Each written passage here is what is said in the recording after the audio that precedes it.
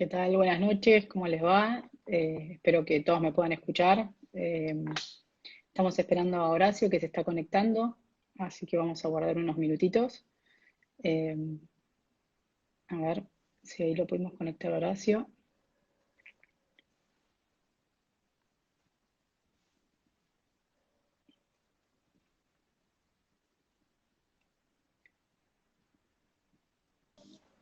Acá estoy. Hola Horacio, ¿cómo te va? Buenas noches. ¿Qué tal? Buenas noches, ¿cómo estás? Bien, muy bien, todo bien acá, ansiosos por comenzar la charla con vos. Ah, bueno, buenísimo. Sé que tuviste una semanita así con muchas charlas, te estamos exprimiendo a full. Sí, tuve una buena charla. La verdad que para mí es muy importante porque a través de este uso tecnológico puedo enriquecer mi espíritu de docente, ¿no? Que es el que siempre desata esa furia que no puedo domar. Así que por ese lado a mí enriquece mucho mi espíritu. Bueno. Nada, desde ya agradecerte por la predisposición que tenés de poder realizar una charla con nosotros, con la Asociación de Árbitros de Hockey. Para nosotros es un honor y para mí en particular también. Eh, Creo que compartimos la misma pasión, que es el arbitraje, sea cual sea el deporte que uno le toque arbitrar. La verdad es que me parece eh, nada, una deferencia muy grande de tu parte de poder charlar con nosotros. No, el agradecido soy yo. Te lo dije anteriormente y porque enriquece mucho mi espíritu y en segundo, bueno, cuando uno puede dar una mano o una visión con respecto a algunas cosas que pueda alimentar al otro, porque de repente cada uno define su propia receta, pero a veces necesitamos también que nos cuenten o conocer otras recetas para enriquecer mucho más la nuestra. Así que bueno, nada, me gustaría, habíamos establecido por ahí algunos temitas para charlar, como para darle un curso a la charla. Eh, antes que, antes de empezar con la charla como muy formal de puntos de arbitraje, estuve leyendo un poquito y leí algo de que un profe de handball tiene algo que ver con tu iniciación en el arbitraje. Sí, Alfredo Miri fue mi profesor en primer año en la materia de handball. eh, y en el segundo semestre del año nosotros teníamos prácticas para ver cómo aplicábamos las reglas de juego del handball. Y bueno, me tocó a mí. Y después que habré dirigido 10, 15 minutos, me llamó aparte y me dijo si alguna vez había pensado en ser árbitro. Le dije que no, que justamente no, justo nunca se me había ocurrido ser un árbitro. Y me dijo, yo lo pensaría porque cuando usted entró ahí, se calzó el personaje, empezó a tratar a sus compañeros de usted, estableció una diferencia, trató de comunicarse, lo vi muy metido en ese rol y me parece que algo de eso usted tiene, ¿no? Y a partir de ahí me dejó esa semillita pensando y cada tanto me preguntaba, y se decidió, mire que nosotros necesitamos árbitros de handball. Digo, no, no quiero saber nada. Hasta que transcurrieron más o menos 6 meses y me encontré en la capital federal y justo pasé por un lugar, me acuerdo la puerta de vidrio con rejas de metal y que decía abierta la inscripción para árbitros. Seguí caminando hasta la esquina y en la esquina no podía cruzar por el semáforo y me volvió Alfredo Miri, el cartel ese que había visto, y volví 50 metros para atrás y descubrí que esa era la Asociación del Fútbol Argentino. Entré, estaba en horario para inscribirme, me inscribí y ahí empezó todo el tema del arbitraje. Así empezó. Que te dejó, podemos decir que tu profe de handball fue como un descubridor de una pasión, ¿no?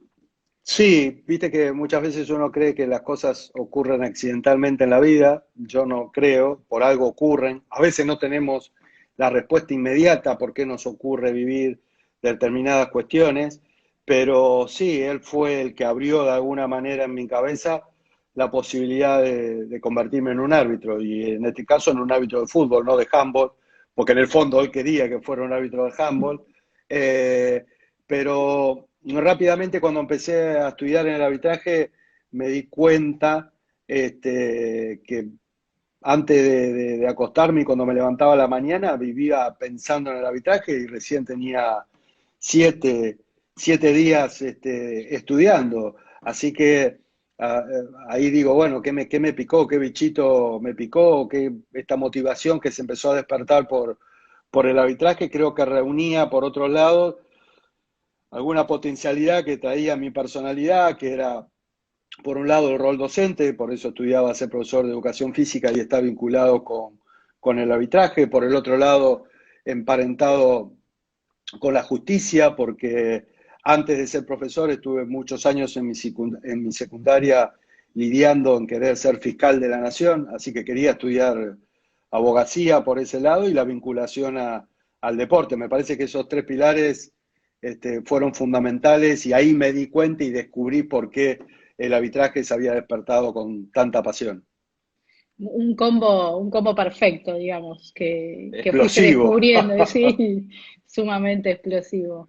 Eh, nada, voy a hacerte por ahí una preguntita que nos va seguramente a derivar en uno de los temas que queremos charlar. ¿Cuál fue tu primera gran decisión? ¿Cuál fue, digamos, ¿no? ¿Cuál fue tu gran decisión dentro del arbitraje en general? Bueno, mi primera gran decisión fue entrar al arbitraje. Creo que esa fue fundamental y creo que es de la que siempre me agarré aún en los peores momentos, ¿no? Es en aquellos momentos que uno piensa que las cosas no están saliendo o que no se van a dar como uno quiere. Volvía siempre a esa primera decisión, decir, pero Horacio, vos trataste esto, elegiste esto porque realmente te gustaba, te motivaba. Bueno, hay que seguir trabajando más, hay que seguir preparándose mejor. Eh, pero creo que mi gran primera decisión justamente fue esa, eh, haber elegido transformarme en un árbitro de fútbol. Haber llegado a la esquina, que el semáforo no te deje pasar y pegar la media vuelta. Sí, fíjate vos que justamente los colores del semáforo tienen mucho que ver con la implementación de la tarjeta amarilla y roja en el fútbol, porque en Sí, 1970, hasta 1970 los árbitros se muy bien. amonestaba y se pulsaba de palabra, hasta que un árbitro inglés, asociando el semáforo en Inglaterra con los colores del semáforo, idea la tarjeta amarilla y la tarjeta roja. Y vaya anécdota que a mí un semáforo también fue el que me impidió pasar el rojo a los peatones para que vuelva hacia atrás y decida ser árbitro de fútbol. Qué bárbaro, ¿no? Bueno, es como decís también, ¿no? A veces hay muchos indicios que te llevan, y este fue uno también. Bueno, nada, hablando un poco de esto, de toma de decisiones, de decisión, obviamente los árbitros somos una máquina de tomar decisiones, decisiones que se ven, decisiones que no se ven, decisiones que tienen una connotación importante ya hablando dentro de un partido, decisiones que no tienen un mismo impacto. Eh, Me gustaría por ahí, Horacio, que nos cuentes cómo lo trabajabas vos como árbitro o cómo lo trabajás ahora, porque estás en el Departamento de Desarrollo Arbitral en Paraguay. Eh, ¿Cómo trabajás la toma de decisiones? Podemos, si querés, empezar cómo la podés definir, qué aspectos considerás que tiene una toma de decisiones. Bueno, es un tema muy abundante, muy grande. En la toma de decisiones, yo creo que así como título no dice mucho, pero cuando te pones a explorar el hecho de tomar decisiones y cómo toma decisiones uno en nuestra vida cotidiana, saliéndonos del arbitraje, vemos que en líneas generales tratamos de tomar decisiones y las mejores decisiones para ser feliz. Yo creo que esa es un poco la piedra fundamental. A partir de ahí, bueno, se exploran un montón de cuestiones, porque no siempre tomamos la mejor decisión o no siempre tomamos la decisión más feliz o la mejor decisión que podíamos haber tomado. Tomamos la decisión que podemos, muchas veces, ¿no? O que nos sale. Después, si el resultado es bueno o no, pasa a ser otra cuestión. Pero a partir de ahí me parece un punto central. Después, un poco deambular en esa toma de decisiones, ¿cuáles serían sus componentes, ¿no? Me parece que uno de sus componentes importantes, y sobre todo en materia de arbitraje, es nuestros valores y nuestros principios. Es decir, los valores y los principios que fuimos educados en nuestra familia primaria, en nuestra sociedad. Me parece que cuando uno toma decisiones, se separa y las toma justamente de esa piedra fundamental que son los valores y los principios. Pero digamos que entre ese piso, o esa piedra fundamental, ese piso de valores y principios, y en la construcción de una casa, y podemos poner la toma de decisiones como techo, ¿qué es lo que une ese piso con ese techo? Es decir, cómo llego de mi valor y mi principio a tomar decisiones, y cómo puedo, de alguna manera, ver la completez en esa toma de decisiones. Creo que es un factor muy importante y que rápidamente todos vamos a reconocer, es la capacitación, ¿no? La incorporación de conocimientos específicos en la materia del arbitraje. Después hay otro elemento muy importante que todos hablamos, pero que muy pocos trabajan, que es la lucidez mental. ¿Y qué es la lucidez mental? Bueno, la capacidad que nosotros tenemos de atención y concentración. Esa es nuestra lucidez mental. Casi siempre lo sentimos hablar y decir, uy, qué lúcida esta persona, justamente porque tomó una decisión y estaba atenta y concentrada y nos parece lúcida y lo magnificamos de esa manera. Pero la lucidez mental creo que es un factor importante. ¿Y qué la regula a la lucidez mental, a esta cuestión de estar lo más atento y lo más concentrado posible? Justamente nuestra inteligencia emocional, nuestras emociones, nuestros sentimientos. Es decir, que desde el piso de los valores y los principios para unir ese techo de toma de decisiones hay tres pilares que son muy importantes: el conocimiento, la lucidez mental y la inteligencia emocional. Y los pongo en este 1, 2 o 3 porque es de alguna manera lo que nos enseñan. Pero lo más importante es que el 3 es el 1. Es decir, sin inteligencia emocional no tengo absolutamente nada.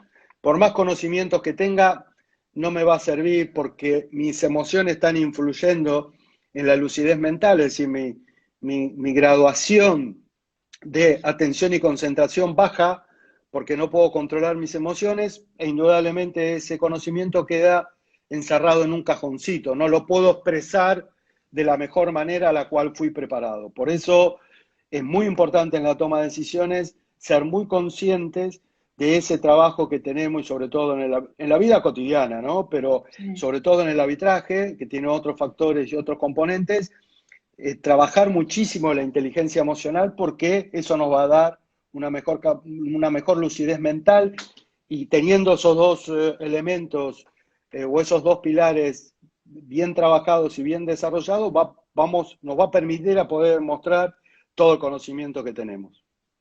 Perfecto, súper, súper claro en la definición por ahí, ¿no? Y en todo lo que abarca la toma de decisiones que nos planteas, Horacio. Cuando, cuando vos hablás de lucidez mental, te referís obviamente a esa capacidad de resolución bajo concentración y atención, pero ¿cómo haces para sostenerla, ¿no? Sin que obviamente la parte emocional, nosotros somos latinos y me parece que la emoción, ¿no? Es difícil.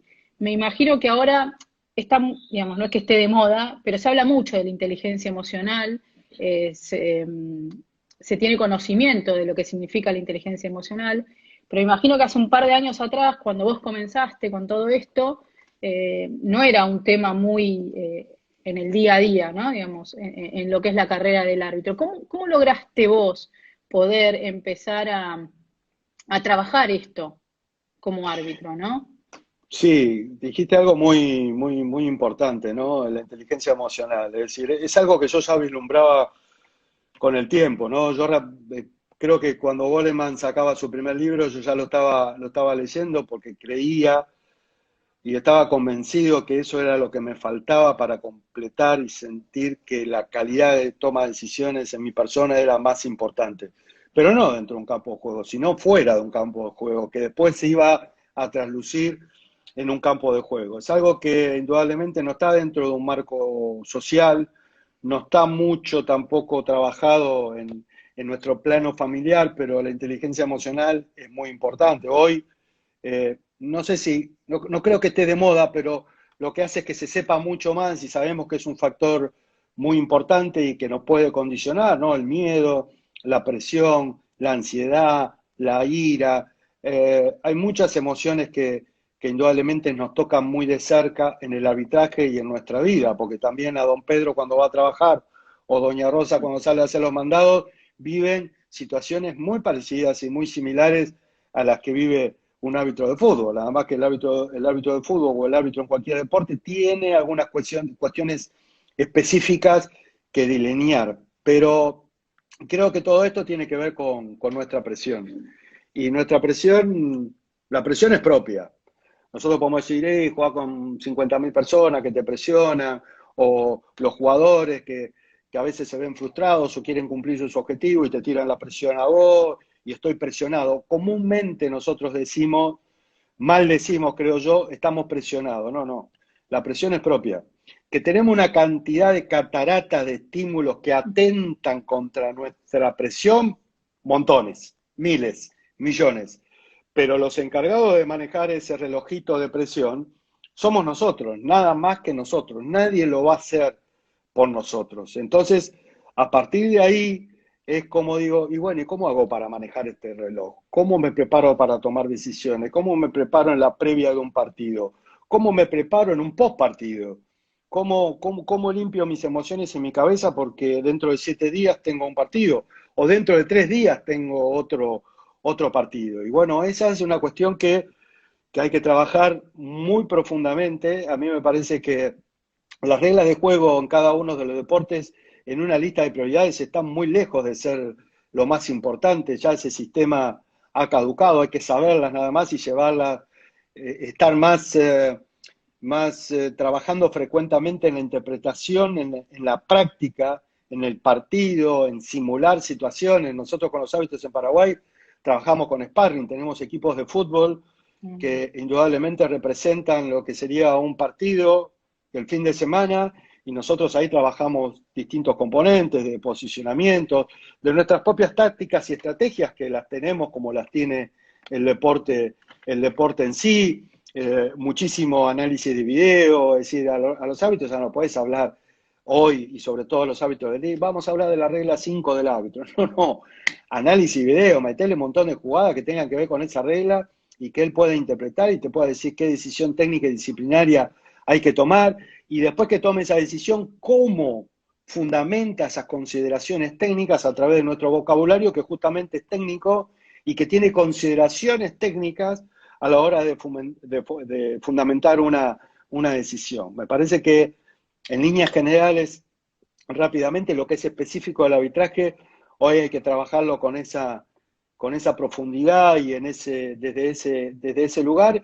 Y después, bueno, cómo acompañás toda la otra parte emocional, ¿no? Nosotros tenemos un equipo de psicólogos en Paraguay, nuestros árbitros meditan todos los días, hacen meditación todos los días como parte del entrenamiento, así como entrenan la parte física, como entrenan la parte técnica, entrenan la parte mental. Para nosotros es fundamental que él comienza a ser consciente de cómo va a manejar esa presión interna que tiene, porque esa gran cantidad de estímulos que recibe de afuera hay que ver después cómo conjugan con su presión, ¿no? Con su propia presión. Él va a tener que empezar ahí a tejer una comunión, no tan solo con su mente y su corazón, sino en la recepción de toda esa gran cantidad de estímulos externos, cómo las va a recepcionar y cómo va a tratar de equilibrarlas y que no lo saquen de su punto de equilibrio. Bueno, todo eso hay que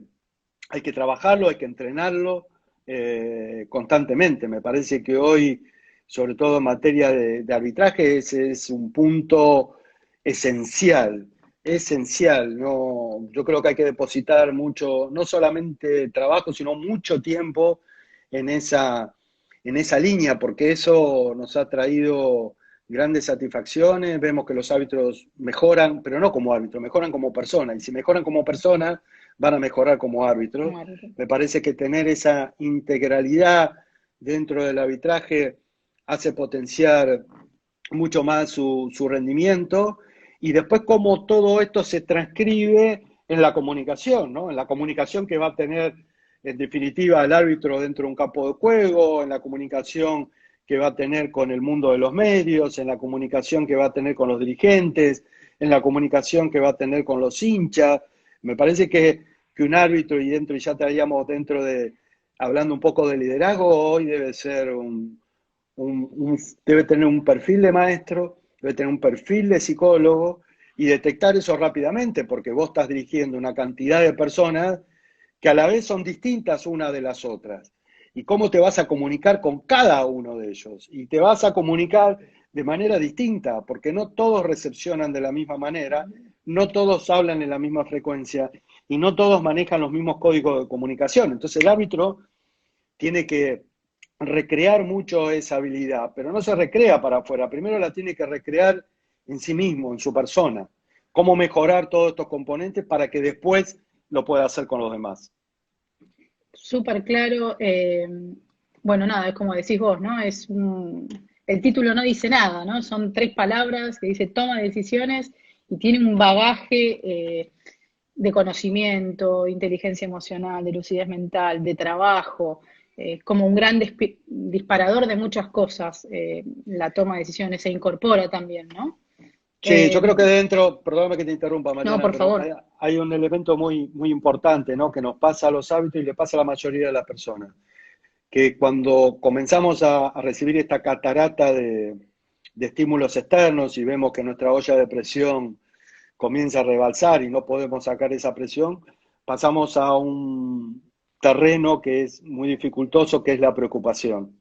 Yo puedo estar preocupado, pero rápidamente tengo que distinguir, porque dentro de ese rango de preocupación, que es el paso previo a ocuparme, es un territorio lleno de emociones, de sentimientos. Es decir, estoy preocupado. Ahora, ¿estás haciendo algo? No, no tengo acción. Solamente estoy preocupado, estoy conflictuado. Y esto me genera, más allá de las emociones y sentimientos que recibo en ese momento, es la expresión de esa catarata de sentimientos y emociones. Entonces, sé que rápidamente tengo que ponerle un nombre y apellido a cada emoción para empezar a distinguirlas, ver de dónde provienen y por qué provienen, y echarles mano, es decir, pasar a ocuparme, sacar la palabra pre y quedarme con la ocupación, es decir, cómo me ocupo de estos temas que ya no pasan a ser una preocupación, ya me estoy ocupando, ya los transformo en acción, y qué herramientas puedo manejar o qué herramientas tengo que emplear para ocuparme de esta cuestión y llegar a cumplir mi objetivo o llegar a tomar la mejor decisión. Difícil, digamos, difícil, ¿no? Mucha cosa para trabajar. Uno a veces piensa, como dijiste vos, ¿no? Que el árbitro solo tiene que conocer las reglas. Y la verdad es que es un cuerpo No mucho hacemos más nada con grande. eso. No hacemos, No hacemos nada con eso. cualquiera puede saber las reglas, por decirlo de alguna manera. El Sí, tenés reglamento toda la razón. está a merced de cualquier persona que lo quiera leer. Ser árbitro es todo lo que vos describís y obviamente hay otras condicionantes más. Eh, Podría seguir hablando de toma de decisiones un montón de tiempo, porque bien dijiste vos, comunicación, posicionamiento, nada, y creo que también tiene que ver con la toma de decisiones que uno realiza en un partido, esto del trabajo en equipo. Nosotros en el hockey somos 2 árbitros en cancha, que estamos dentro de la cancha. En el fútbol hay uno y tenés 2 auxiliares. Y nosotros, No sé por cuánto tiempo, ¿eh? sí, ¿no? Los auxiliares Sí, no sé. me comentaron. Pero bueno, tenés un cuarto árbitro, nosotros generalmente tenemos un tercer árbitro y nosotros tenemos internacionalmente lo que significaría para ustedes el VAR, para nosotros es el video umpire, ¿no? El árbitro video. La realidad es que en el ámbito nacional, el video umpire es solamente para partidos nacionales. No tenemos la suerte de poder contar con esa tecnología. Pero la pregunta era, Mariana, ¿cómo? una Sí, pregunta. ¿Por qué no pueden tener esa tecnología? ¿Es muy cara para el hockey? y escaparía, me parece que pasa por una cuestión de políticas institucionales. Más La que por la realidad economía. es, sí, yo creo que sí, pasa por un tema de organizarse. Eh, pero bueno, nada, la realidad es que ese es un equipo de trabajo. ¿no? Sí.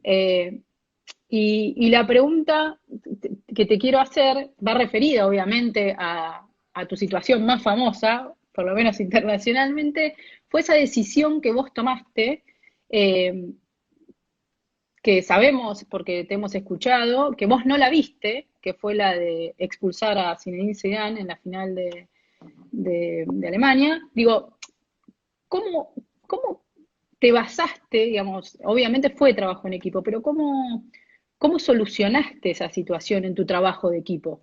¿Sí?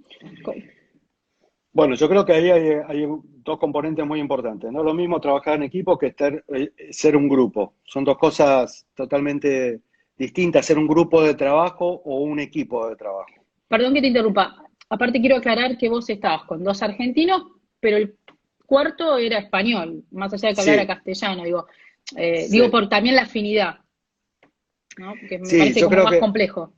Sí, yo creo que el trabajo de equipo es un trabajo que que llegue a dar sus frutos, en primer lugar, tenés que construir la confianza.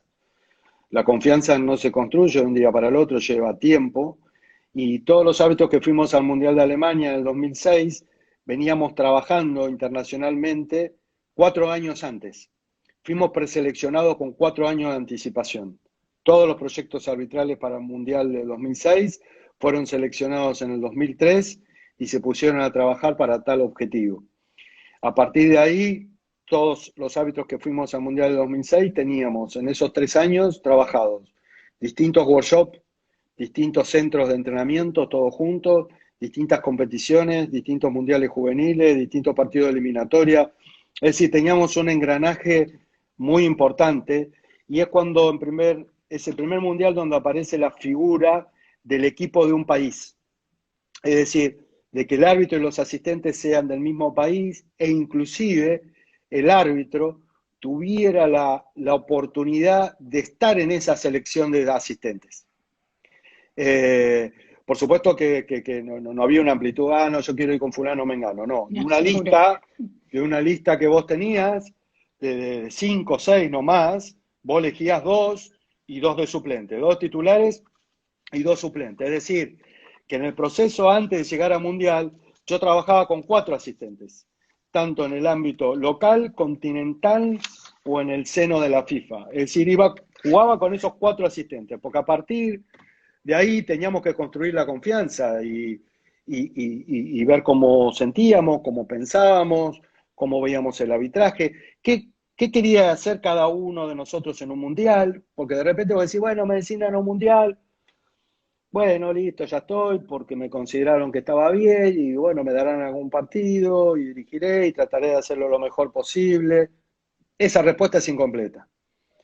Es decir, yo creo que hay que preguntarse qué quiere hacer uno a un mundial. Y en ese trabajo, y justamente en la previa del Mundial 2006, yo internamente, y mi señora, nadie más lo sabía, yo literalmente me preparé para dirigir la final. Sabía que por mi lado no había dudas de que iba a ser así. Lo que sí era consciente de que esa decisión no dependía solamente de mí, dependía de muchas otras personas. En primer lugar, lo que yo tenía que hacer era prepararme para dirigir esa final y tener un buen rendimiento o un óptimo rendimiento para poder tener chances de poder dirigir esa final. Y fíjate vos que fue la primera vez en un mundial que se da que un árbitro abre y cierra un mundial y nos tocó dirigir 5 partidos dentro de un mundial, Un que también montón. era un número ilógico, pero bueno, vuelvo al trabajo en equipo, en esa comunión, e indudablemente todo el equipo estaba ensamblado y trabajando y visionando y programando nuestra mente para dirigir esa final. Y sabíamos que la final era el partido que nos tocara, es decir, que del primer partido hasta el último fue siempre una final. Fueron 5 finales para nosotros porque estábamos preparados en ese nivel y creo que fue una puesta a punto muy importante, un trabajo muy fuerte que dio sus frutos. Y yo viniendo de una frustración anterior, ¿no? Que era mi mundial de 2002. Corea-Japón en el 2002.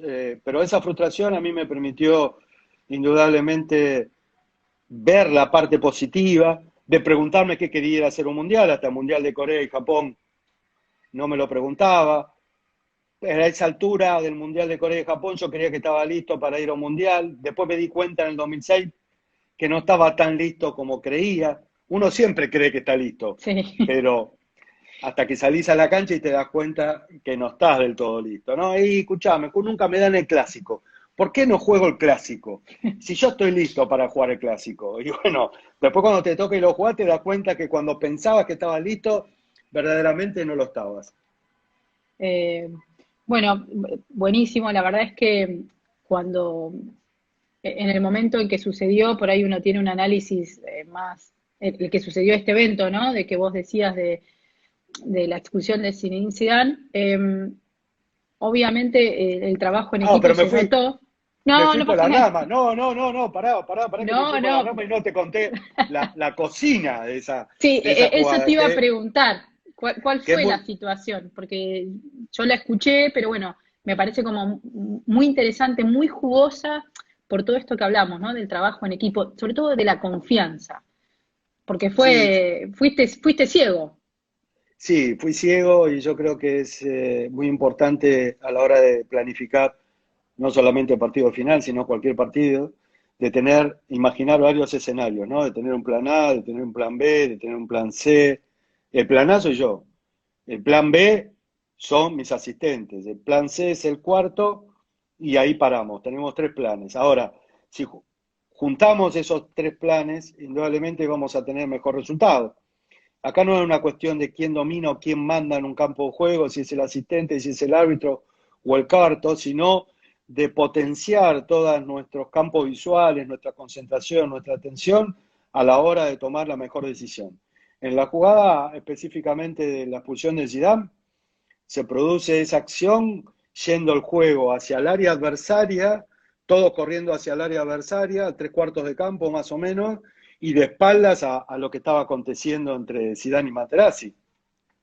Cuando un defensa despeja la pelota en el borde del área penal, la pelota es rechazada hacia la mitad del campo, pero del sector opuesto, donde estaba caído Materazzi.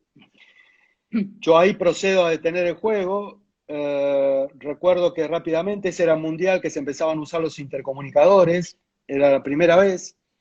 Y ahí le pregunto a Darío García, que era mi asistente 1, y a Rodolfo Otero, que era mi asistente 2, Sí. si podían haber observado lo que aconteció. Uno que estaba cerca me dijo que no vio nada, que fue a sus espaldas, y el otro estaba muy retirado, muy lejos, y que por su posición tampoco vio nada, estaba más con el juego conmigo en la otra área penal. Yo iba corriendo hacia ese lugar y cuando recibí esta información ya no corría tan fuerte, corría más despacio porque digo, bueno, voy a llegar al lugar y Sí, no, indudablemente no sé qué pasó. Y ahí aparece Medina Cantalejo, que era el cuarto árbitro, Luis, un sevillano, muy pasional son los sevillanos para describir las cuestiones, y que rápidamente antes de llegar me dice, terrible cabezazo del Zidane al Materazzi, terrible cabezazo del Zidane a Materazzi.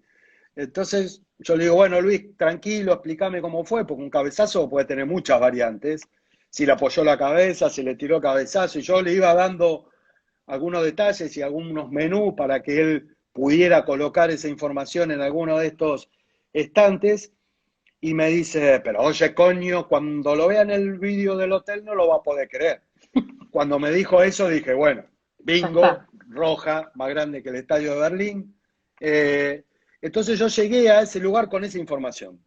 Ahora bien, llegué al lugar y me di cuenta que salvo dos o tres jugadores, el resto no había visto absolutamente nada. El ruido del estadio, uno ya cuando está acostumbrado a dirigir con muchas personas, hay un ruido especial de acuerdo a lo que pasó. Había como un silencio, como diciendo, bueno, cuando se levante el partido sigue. Y yo digo, bueno, ¿cómo hago para pulsar a este muchachos? Si salgo con una roja acá derecho, muchos no van a entender. Inclusive se produce un conflicto entre Gattuso y Turán, que era un central Sí. que tenía Francia. Cuando Turán pregunta qué pasó, Gattuso le describe porque él había visto lo que había pasado. Eran compañeros de equipo, ¿no? Exactamente, y Gattuso vuelve a confirmar lo que yo ya tenía del cuarto árbitro. Le dice, no, pero le pegó un cabezazo en el pecho, terrible lo que hizo. Y Turán No no dijo le más nada. creía, no le creía. Entonces Gattuso le dice, usted que es compañero mío, que jugamos juntos, que compartimos comida con nuestra familia, ¿cómo no va a creer? Y ahí se estaba por producir se estaba produciendo otra discusión que tuve que disolver, y en ese trajín de segundos que pasaban, a mí se me ocurrió, digo, bueno, esto para que le quede claro a los jugadores, que le quede claro al público y que le quede claro a la televisión, digo, acá tengo que hacer un proceso que todos conozcan. Y el procedimiento, mejor dicho, era que cuando un asistente te llama, indudablemente porque le va a informar algo al árbitro y va a tomar una decisión. A partir de ahí se me ocurre eso, entonces voy corriendo rápidamente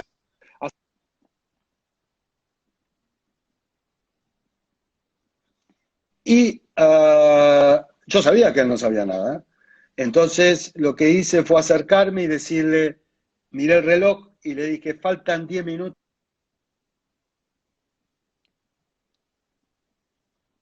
y los pulso a Zidane. Así fue en líneas generales todo lo que ocurrió, pero yo confiaba plenamente en lo que me habían dicho, pero estaba deseando que terminara el partido para confirmar lo que me había dicho Gallego, ¿no?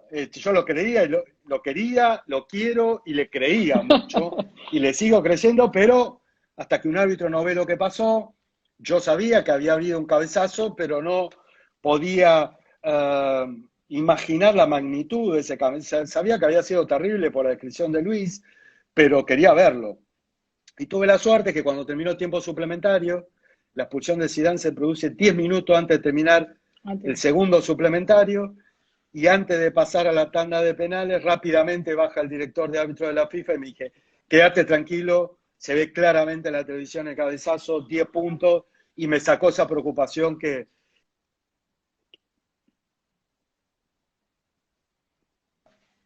Eh, Se cortó justo, Horacio, en la parte en que vos, me están preguntando acá la gente, en la parte que vos te acercaste a tu asistente, a García. ¿Cuál fue esa charla? Porque se cortó y no la pudieron escuchar la mayoría. ¿La podrías volver a repetir? ¿Cuál fue la charla que tuviste en el momento que tuviste esa lucidez mental de decir, bueno, tiene que quedar clara la comunicación que voy a dar, me acerco al juez para que sepan que una decisión voy a tomar? Sí, ese procedimiento era muy visible y todo el mundo sabía.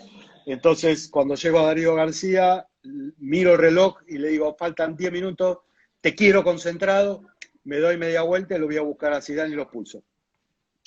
Es decir, una especie de acting para poder comunicar ese procedimiento y que lo entendieran mejor todos, como que alguien había visto, porque lo que yo no podía explicar era que el cuarto árbitro lo había visto.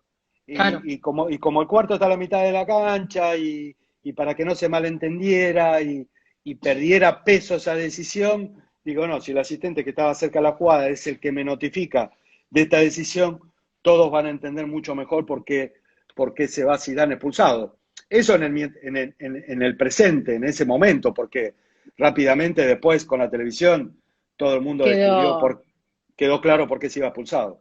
sí, sí, sí. También esto, ¿no? Como son, habías hablado un poquito de comunicación en la toma de decisiones, cómo la comunicación y fue fundamental para que todos, como bien dijiste, nosotros no solo arbitramos para los jugadores, arbitramos para, mm, digamos, para los que están alrededor, para los que miran por televisión y en general, como para que todos nos quedara muy claro que la situación fue vista, por decirlo, por el asistente, ¿no? Digamos, o fue informada por alguien que también puede tomar una decisión y comunicártela. Eh, Nada, Hoy con son el VAR estas. hubiese sido más fácil. Fueron unos adelantados ustedes con el español. Se fueron un par de años más adelante y fueron la vanguardia del VAR. Sí, yo creo que más que adelantados, esto es lo que hablamos anteriormente, es decir, el trabajo, de cómo uno trabaja, cómo va visionando cosas, cómo va incorporando herramientas que quizás no sean específicamente diseñadas para el arbitraje, pero uno comienza a incorporar. Uno podría, muchos vistos de afuera, podrían decir, qué frialdad. Yo diría, no, qué equilibrio, ¿no? Y cómo se trabaja ese equilibrio para que nada te perturbe, nada te distraiga, porque cualquier persona que esté tranquila, sentada en el living de la casa, es decir, estos hábitos van a estar un poquito locos, ¿no? Entrar con 40.000 personas, que todos lo puteen. que los jugadores le reclamen constantemente cosas, que la prensa al otro día te castigue o te critique, decir, qué gusto, qué sabor le sienten pasando algunas cosas. Yo creo que las personas en un sentido general dirían, ni loco voy a ser árbitro de fútbol, ni por ahí quiero pasar por esa cantidad de cosas, quiero estar tranquilo. Pero creo que de alguna manera, más allá de lo que hablábamos anteriormente, es decir, cómo entré al arbitraje y cuáles fueron mis piedras fundamentales y cuál fue mi filosofía, creo que uno disfruta a la hora de tomar decisiones en ese tipo de escenarios. Yo creo que ninguno se mete en un escenario de este tipo accidentalmente. Creo que nosotros elegimos escenarios cuando nos damos cuenta que tenemos muchas cosas para aprender dentro de ese escenario. Y creo que esa es nuestra motivación en especial, ¿no? Es como por ejemplo, eh, no sé, un tenista que más allá que tenga talento para jugar al tenis, sabe que él mental, emocionalmente tiene que trabajar muchas cosas, porque es un deporte terrible el tenis, muy destructivo mentalmente, en todos los deportes, pero en el tenis que es individual se aprecia mejor este rango de dificultad y yo creo que la mayoría de los jugadores sienten el disfrute de cumplir los objetivos, del esfuerzo al trabajo, en situación que cuando empezaron y sentían más placer por el juego y por divertirse en lo que hacían, saben que para cumplir ciertos objetivos deben trabajar muchísimo su fortaleza mental y emocional porque justamente nos metimos ahí o se metieron ahí para terminar de trabajar todo eso. Sí. Así que bueno, nos quedan como muy pocos minutos, se me fue el tiempo, la verdad es que me da como mucha lástima no poder continuar por el tema del vamos a vivo. repetir, Sí, vamos a hacer te el lo pido segundo por capítulo, favor. ¿sí? Nada, también tomaste, digamos, uno se acuerda por ahí de la situación de la expulsión de Zinedine Zidane, digo, ¿no? Pero vos en ese Sí, partido tomaste varias decisiones importantes, penales, eh, ¿no? sí, yo creo que, Porque fue mira, como, uno se queda con la imagen, bueno, echó a Zidane, por lo que significa, pero nada, fue importante también la toma de decisiones que tuviste en el partido. ¿Cómo, cómo lo trabajaste previamente? Porque obviamente estás en una final del mundo que es,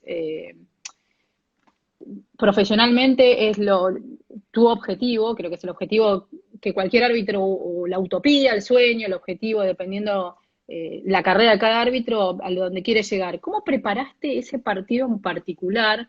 ¿O cómo preparás vos esos partidos? Porque son un poco distintos al resto. sí, son partidos distintos, ¿no? Son partidos de cierre. Imagínate que más allá de tratarse de Zidane y de ser una final, es la última visión que iba a quedar en el mundo en ese último partido. Es decir, fue algo que trabajamos muy en la interna con Darío y con Rodolfo. Nosotros habíamos hecho 4 partidos, que tomamos muchas decisiones muy importantes y por suerte lo hicimos muy bien. Y yo les dije en un momento, cuando empezamos a preparar la final, digo, olvídense de todo lo que hicimos, no hicimos nada, hagan de cuenta que no hicimos nada, porque lo último va a ser lo más importante. Y vamos a ser evaluados siempre por lo último y no por lo primero. Lo primero, lo segundo, lo tercero y lo cuarto ya es parte del pasado. Este es nuestro presente, este es donde verdaderamente esos 4 partidos nos sirven de fortaleza a nosotros para decir, bueno, la verdad que nos probamos y lo hicimos muy bien, podemos repetir, pero con la responsabilidad máxima en ese momento de decir, esto termina acá, no tenemos revancha, no hay nada, metemos la pata acá y chao. Nadie se va a acordar que hicimos 4 partidos buenos.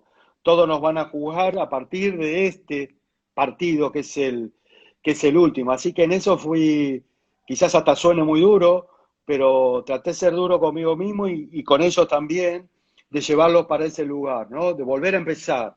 Es decir, este es otro mundial, este es algo único y tenemos que prepararnos desde ahí. Es decir, lo primero que hicimos fue preparar la cabeza de ese lugar, hasta que después, bueno, llegamos ya a la concentración, al día del partido, y bueno, seguir en el día del partido con cada uno de nuestros rituales, de una preparación ya más enfocada mental y emocionalmente como cada uno de nosotros estaba acostumbrado. Mi preparación siempre en ese sentido era poder tratar de comprimir esa olla de presión y a la vez tenía que fabricar una emocionalidad que me permitiría descomprimir en un plano consciente y presente. La música y algunos temas hacía que descomprimieran esa cuestión. Una persona que me costaba mucho llorar porque, bueno, fui formado en una sociedad y en una familia que llorar era de maricón, los hombres no lloran, entonces me costaba mucho, como que tenía mucha presión y represión desde ese lugar, hasta que un día me di cuenta que lloraba y lloraba como el mejor, y no se me caía ninguna jineta por llorar, que me parecía algo muy importante y un lugar inclusive para poner, drenar esa, esa presión, así que bueno, justamente esos son los puntos que trabajamos, porque el resto ya lo específico estaba muy trabajado, el arbitraje estaba muy trabajado, no se trataba ya de eso, ni de repasar absolutamente nada, ni de correr 2 cuadras más, 2 cuadras menos, Ya estaba. este, el tema era mental. Una final creo que se prepara mental y emocionalmente, el resto ya está. Ya está, ¿por qué? Porque lo que te lleva a esa final, a ese clásico, a ese partido, fue todo el trabajo que viniste haciendo. Así que trabajo ya está, cero. Ahora hay que preparar la mente y las emociones para que en esa toma de decisiones y en ese partido sea buena. Exacto. Bueno, Horacio, nos quedan 12 minutos nada más. No quiero dejar de cerrar por ahí con alguna pregunta que alguien quiera hacerte en particular, si no te molesta. Me Yo parece tengo por ahí fantástico.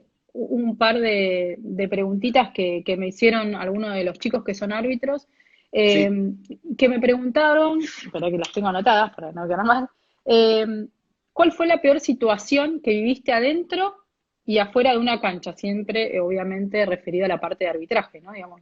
¿Y cómo hiciste para superar esa situación? Bueno, nada. eh, Quieren saber, viste que son las anécdotas que quedan. Sí, mira, situaciones difíciles vi un montón. Es decir, de repente encontrarte con 50.000 o 60.000 personas que te estén puteando. Pero para mí era una música, ese era un canto. Era algo que estaba acostumbrado a mis oídos. Inclusive cuando aprendí a hacer una burbuja en mí mismo, vos me podrías preguntar al terminar un partido si había escuchado, che, escuchaste en los 20 minutos del primer tiempo cuando te insultaba. No, escuchaba que había algo, pero no podría decirte específicamente porque estaba en mi burbuja y concentrado y atento a la toma de decisiones. Es decir, que eso se aprende. Emocionalmente sí me chocó una vez en un partido polémico, con decisiones importantes, eh, ver a un nene de 4 o 5 años de la mano de su papá en la salida del estadio puteándome. Ah, Eh, con esa ingenuidad, con esa cuestión de chico, con esa frescura. Y la verdad que cuando, yo creo que ahí tocó mi alma docente, ¿no? docente, sí. Eh, sí, yo por el pibe, la verdad que era un comunicador de lo que escuchaba y vivía con su papá. Me dio mucha bronca cuando lo miré al padre, eso me dolió y mira, es el día de hoy que me recuerdo eso Te, y te quedó emocionalmente, marcado. sí, y emocionalmente me afecta y a veces uno que tiene responsabilidades y es adulto, las cosas que bajan, ¿no? Todos cometemos errores y yo también como padre también los habré cometido y trato de ver dónde puedo cometer esos errores y tratar de alguna manera, no de repararlos, pero de no volver a A repetirlos. reproducirlo, sí. Sí, creo que ese fue el acto más violento emocionalmente que sentí. Y adentro de un campo de juego, creo que momentos así específicos hay, pero creo que en esto nos vamos a poner de acuerdo rápidamente. Creo que los momentos más difíciles para un árbitro es cuando todo el mundo te reclama y vos en el fondo sabés que es muy posible que hayas Que cometido un te- error, pero ya no hay tiempo para repararlo, no hay forma de repararlo, y ahí hay mucha impotencia de por medio, y bueno, y ahí hay que saber comunicar mejor que nunca, y hay que ser más humilde y más sencillo que nunca.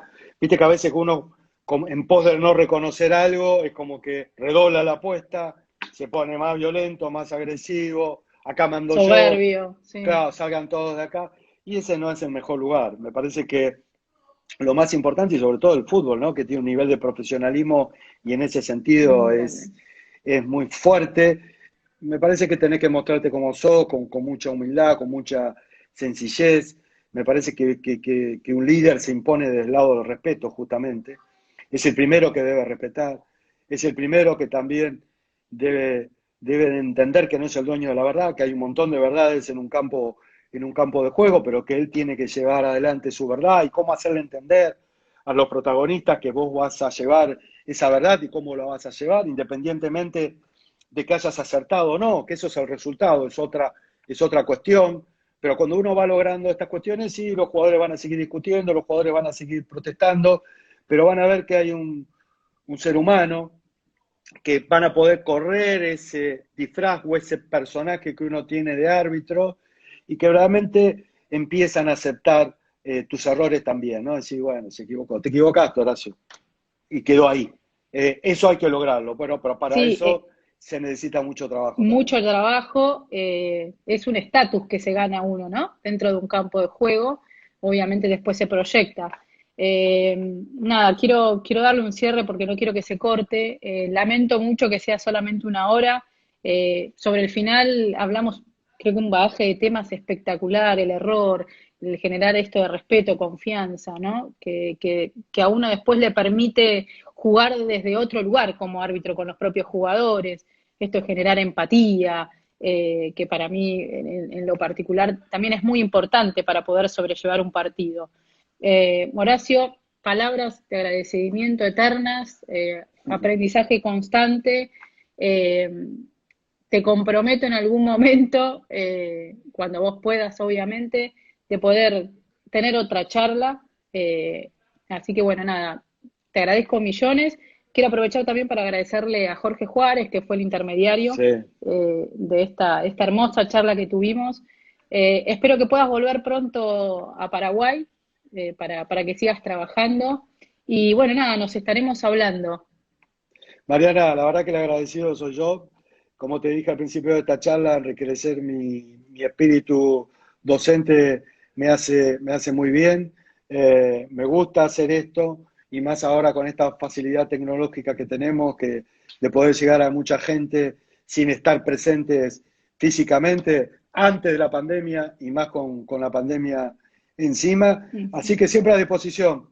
Será un placer estar comunicado contigo y con toda la gente de hockey y con toda la gente que se quiera sumar. Así que un abrazo grande y hasta cualquier otro momento. Y saludar a todos los que realmente nos están haciendo la pata por acá. Sí, un montón y un montón, elogios por todos lados. Así que nada, muchísimas gracias y seguramente nos mantendremos en contacto. Dale, Mariana, que esté bien, a cuidarse. Igualmente. Sí, por favor. Hasta luego. Chao, chao.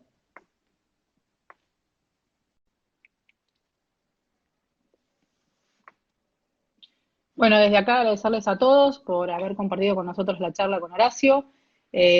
Seguiremos realizando este tipo de charlas seguramente. Esperemos contar con todos ustedes. Obviamente se aceptan sugerencias de charlas y entrevistas que les gustaría escuchar. Nuevamente agradecerles por el tiempo, y espero que les haya sumado, que es lo importante. Muchísimas gracias y buenas noches.